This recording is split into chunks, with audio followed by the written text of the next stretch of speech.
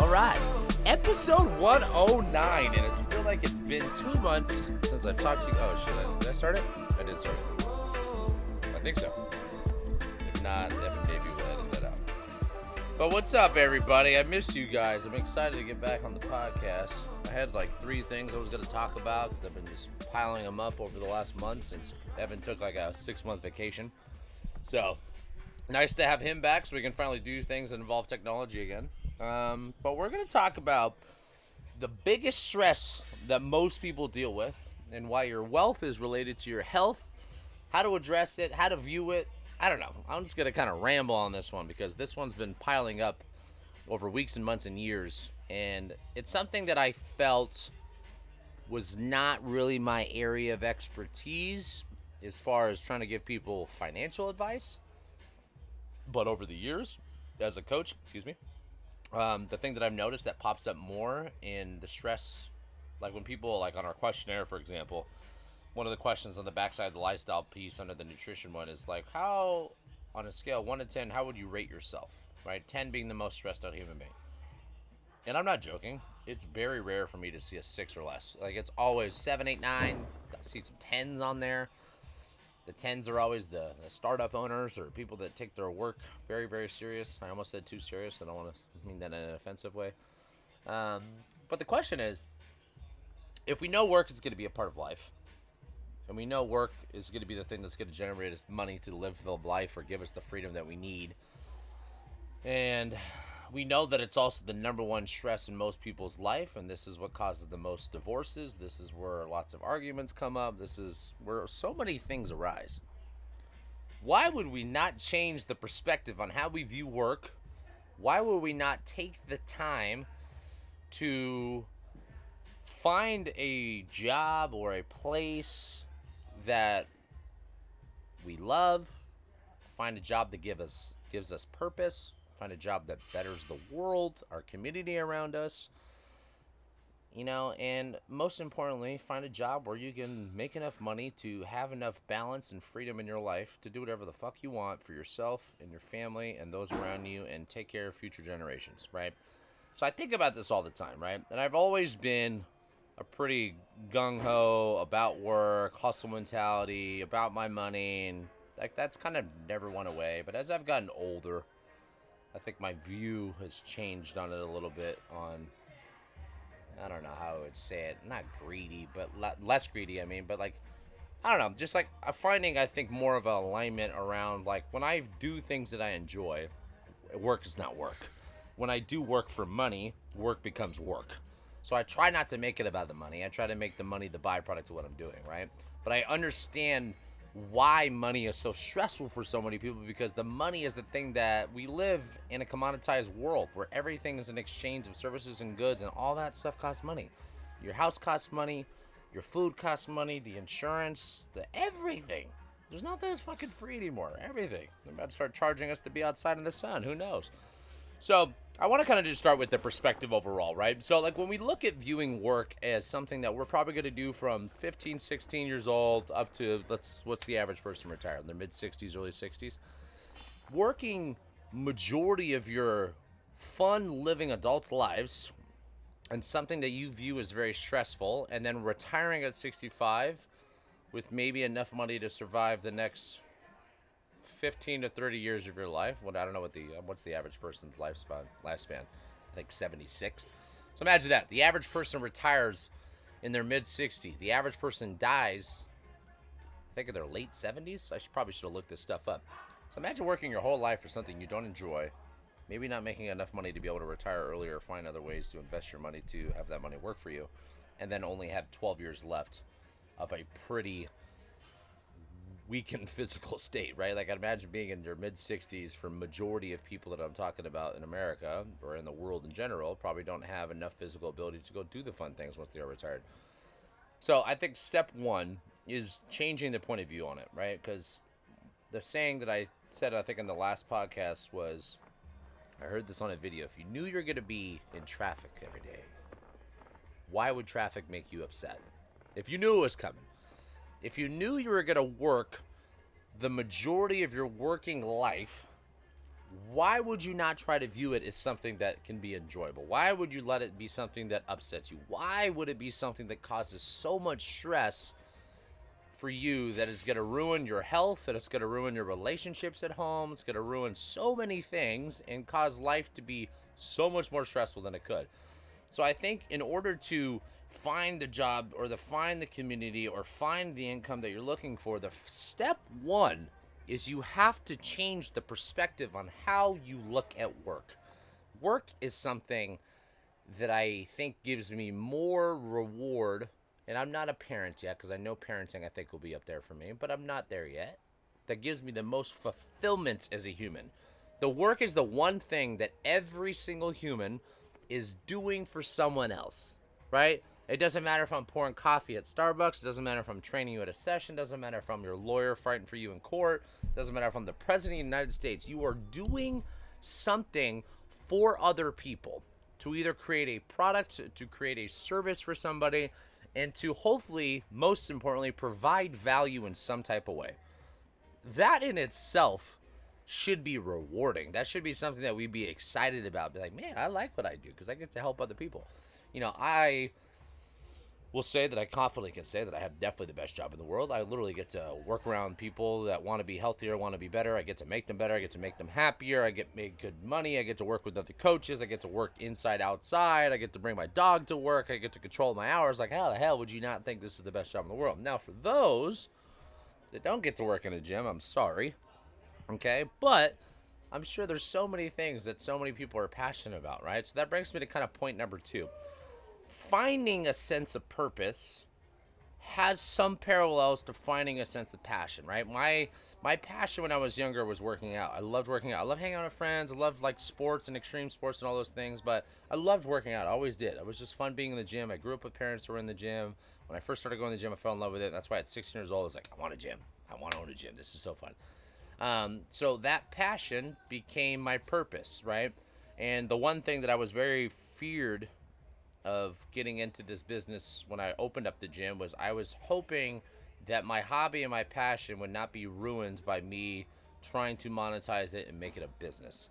And do not get me wrong, there's been plenty of moments where I'm like, I don't really want to do this right now. Owning a business comes with its pros and its cons, but 99% of the time I love what I do, right? So, and I think that's the most important thing for me is understanding that this is my purpose in life. My purpose in life is to help others become better versions of themselves, help others become happier, help others change their mindset and their perspective on life so they can live a beautiful life, right?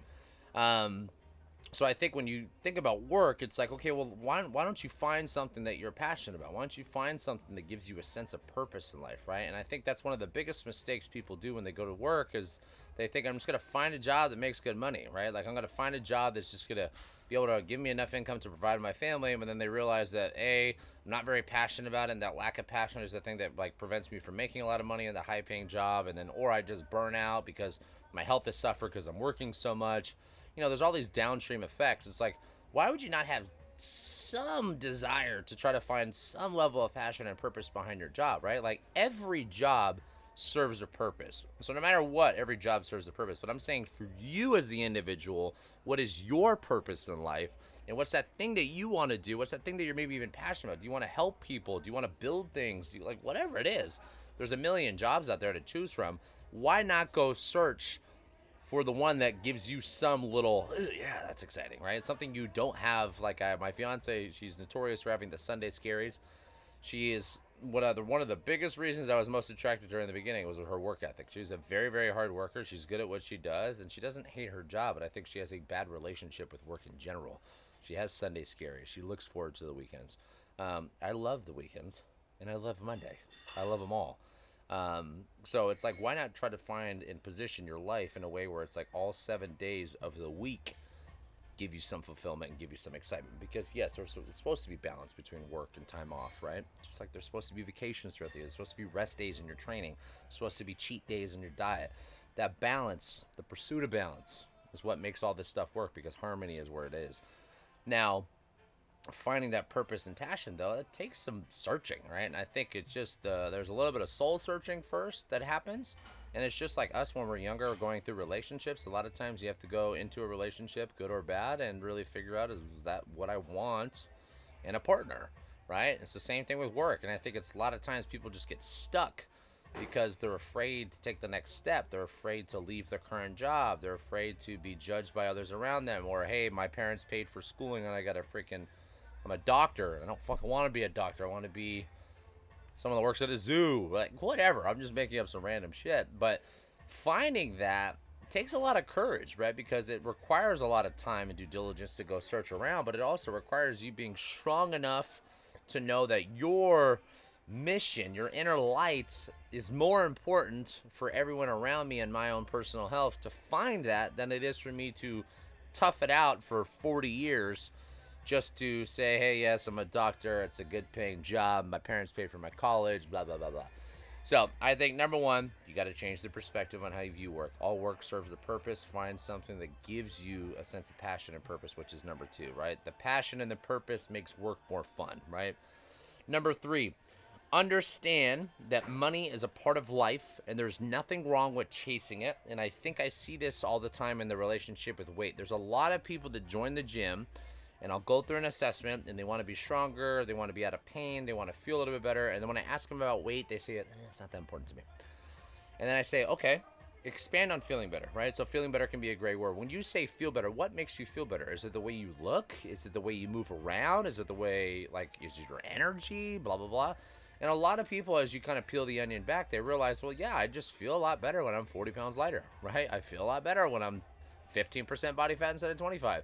So that number is important, but I think so many times through our past and through our surroundings and people and things around us, we just almost discriminate on, oh, you shouldn't chase money, or don't worry about weight, right? No, your weight doesn't matter to you. It's like, don't be afraid to say those things. Like, having a certain body weight is okay to be important for you. Having a certain amount of money, that's okay for you. And I think you need to understand, for you as the individual, once again, money is something that's going to be subjective. Some people need to have this very extravagant lifestyle because that's what they want. Or some people want this really extravagant lifestyle because they want to prove to others that they made it. It doesn't, not saying that's right or wrong. Like, I think it's most important to make sure that you're always doing it for you. Some people are going to be really, really happy living in a place that they can afford, making $60K a year. Some people are not going to be happy until they make $1 million a year, but they just keep chasing the next thing. I think the importance is finding the balance between, it's okay to want to continue to grow. It's okay to want to continue to make more money in life, right? It's not okay for you not to be happy until you make it to the next stage, because the next stage will always be the next stage, and the next thing is always going to have a next thing, and it just forever is going to go on infinitely until you keep realizing that, like, oh, fuck, it's not the money that's making me happy. It's the pursuit of it. It's the work. It's the action that I'm taking that's actually giving me fulfillment. So I think the desire to get better is something that's important to understand, that the process and the action of the work is the thing that's going to give you the fulfillment. The money and the target and the result and the goal, they always sound like they're the thing that's going to give you the most fulfillment, but you realize that just the act of working is the thing that's going to bring more fulfillment than most people realize, right? And something I realized, and probably until my late 20s, maybe even early 30s, even though I'm in my early 30s now, was realizing that I was like, you know what? I don't think I want to retire. I think, like, the more I studied the blue zones and heard about people working and living a long time and finding purpose in their life and understanding that work is a part of life, it's not something that's separate from it, like we need to do it. When I was younger, I was very competitive, and my dad retired, quote unquote, from corporate world, or working at PG&E at 46, even though he still just kind of technically ran his rental property, so he never really retired. But whatever, let's just use that as an example. I thought, I was like, I'm going to beat him. I'm going to retire at 45 and just live my life. How about, instead of trying to retire to then live your life, how about you live your life and work? Which then requires you finding the balance between your work-life balance and the income and the desire of goal, right? So money creates the freedom for you to do whatever you want. Your level of freedom is dictated on what you want on the other side of that equation, right? Some people want to travel the world. Some people want to have a lot of, flashy things or big houses. Some people don't. I don't really care to have a big house. I don't think that's something that's going to get me that excited. I like cars. I like toys. I like going to nice dinners. I like drinking. I like hanging out with my fiance and hopefully my future family, go to different places. But, like, what I need to be happy, it's not a crazy amount of money, but the desire to get better, the desire to work, and the passion that I have is the thing that allows me to continually have more freedom in my life. And that's the thing I think we should try to view. And it's not easy, because for me, I go back and forth with that battle of like, ugh, sometimes I'm hard on myself or stressed out about something or stressed out about money. And, especially going through every time I've like going through another gym opening, I'm like, I don't have enough money. It's never going to feel like it's enough. But viewing the money part is different than viewing the purpose part, because when I view my passion for my work, the money's the byproduct, so I'm not stressed about it. And when I view the passion as the thing that I chase, it's much easier for me to work more. And when I work more, the byproduct of that is actually creating more wealth and having more freedom, right? So that's something I think I try to really hook on and try to preach to so many people is like, don't let the work stress you, right? And if like money is stressful, I made a post on this because I hear this a lot with like clients, and I've heard this a lot with even coaches, is like you'll hear people complain about money, but then they'll complain about wanting or needing to do more work. It's like, that doesn't make sense. You can't complain about the problem and the solution. If you want to complain about money, and then you're given the solution that you complain about that's the reason why you have money problems, right? There's a guy, I'm gonna forget his name. I want to say something Elliott. It's like a big sales guy, and he comes off so fucking aggressive, more aggressive than me. And one of the things he always says is show me your body and show me your bank account, and I'll show you your level of discipline. And I kind of always, that line's kind of always stuck with me, because I'm like, I think it's true, right? Like, your money and your body are kind of a reflection of like your habits, right? Your level of accountability, the amount of the structure that you have, the amount of knowledge that you have, the amount of motivation you have to keep moving forward. So not to say that like the money's the most important thing, but it is a gamification. It's a point system for the amount of value that you're providing in the marketplace. So I think when you have money problems, it's just because you're not providing enough value. And if you're not providing enough value, either A, don't have the knowledge, education, or know-how to do that, right? You don't have the right plan or structure, you're not disciplined enough, or you just don't have motivation towards that job or subject in order to do it, and you're in the wrong area. So finding that alignment, and it comes back to all this stuff is always just coming back to alignment, right? So I can keep going on. I'm trying to not talk too much because I try to keep this podcast as short as possible, but the perspective is number one. The passion and purpose behind what you're doing for a living, number two. The understanding that money is a part of life, because we live in a commoditized world, and money is the thing that's going to give you the freedom that you're looking for. It's going to allow you to help your family, help yourself, help your people around you, take care of health, all these things, right? And it's very clear when you look at the data that low income is very parallel to low outcome of health. So not saying the richer you get, the healthier you're going to get, because that's not true. There's plenty of rich people that look like shit and are unhealthy. But finding a balance between understanding that work is something that's important and it's also a part of life, trying not to separate the work-life balance situation part of the conversation, because when people complain about work-life balance, a lot of times they don't realize that their life sucks. It's not the work that's the problem, or sometimes it's both. They don't have a good work, or they don't have a good relationship at home, and they don't have both sides of the equation down. So finding a balance of what freedom means to you. Like, what do you need to get out of your life? Does it require a lot of money, or does it require a lot of time? Does it require whatever it is? And then building a life around it that's going to be aligned and sustainable for that too, because sometimes you go backwards to go forward, the good old slingshot effect, right? So in order to get better in a lot of areas of life, sometimes it requires you quitting a job, leaving a relationship, moving to a different state, starting completely over, failing or bankrupting a business to then realize that this is not something you were passionate about. Like, those things are all part of the journey. But once you find the thing that you enjoy, all the other stresses disappear, right? And that's kind of the whole moral of this story, is that like wealth is related to your health. And as much as most trainers and coaches will never talk about it, because A, it's most of the time out of our expertise, just like how I feel. There's a little bit of imposter syndrome here, but I'm just going to tell you from my own experience in my life and the conversations I have with my clients that like the people that have good control or good perspective, not control, on their work tend to be the ones that have better health outcomes, right? And it doesn't necessarily mean you need to be a CEO. You could be retired. You could be a little hobbyist. It doesn't matter. Like, that's subjective. Like, you find what's best for you. I enjoy work because I like work. So I don't think I want to leave work or quit work or retire from work because I enjoy it. So why would I quit the thing I enjoy? But I enjoy it.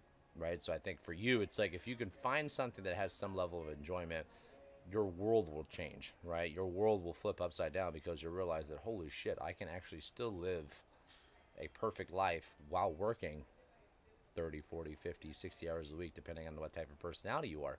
And then there's some people that are just like, hey, don't really, aren't passionate about much. They don't have many hobbies, or they don't have a lot of work, or they whatever, or they need to do it. And I think no matter what, sometimes the needs are going to put you in situations that you need to figure out, but let the time and let the decision-making process always be focused on your needs, right? Because when you find what you want and you need out of your life, you can then start to line everything up to actually work better. So I'll leave you guys with that.